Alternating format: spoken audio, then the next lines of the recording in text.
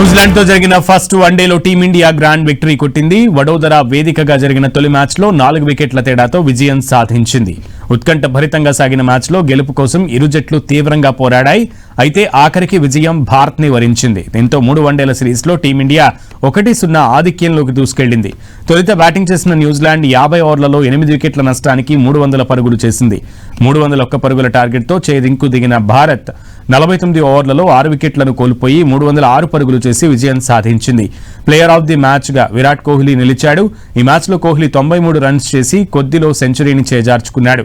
శుభ్మన్ గిల్ 56 పరుగులు చేశాడు. న్యూజిలాండ్ నిర్దేశించిన 301 పరుగుల లక్ష్య ఛేదనకు దిగిన భారత్ 39 ఓవర్లకు 2 వికెట్లు కోల్పోయి 234 పరుగులు చేసింది. అప్పటికీ క్రీజ్లో విరాట్ కోహ్లీ సెంచరీకి చేరువగా ఉన్నాడు.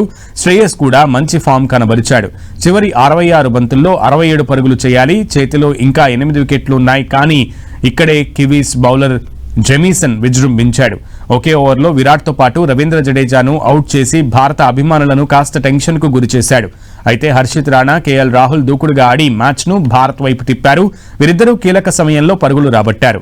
హర్షిత్ రాణా అవుట్ అయిన తర్వాత వాషింగ్టన్ సుందర్తో కలిసి కేఎల్ ఇన్నింగ్స్ ను ముందుకు తీసుకెళ్లాడు. లాస్ట్ 2 ఓవర్లలో 12 పరుగులు అవసరం కాగా 49వ ఓవర్లోనే కేఎల్ రాహుల్ 2 4లు 6 బాదేసి మ్యాచ్ ను త్వరగా ముగించాడు. అంతకుముందు బ్యాటింగ్ చేసిన కివీస్ భారీ స్కోర్ చేయడంలో డారిల్ మిచ్చెల్ తో పాటు ఓపెనర్లు డేవిన్ కాన్వే, హెన్రీ నికోల్స్ కీలక పాత్ర పోషించారు. ఈ ముగ్గురు హాఫ్ సెంచరీలతో రాణించారు. మిచెల్ దూకుడుగా ఆడి పరుగులు రాబట్టాడు.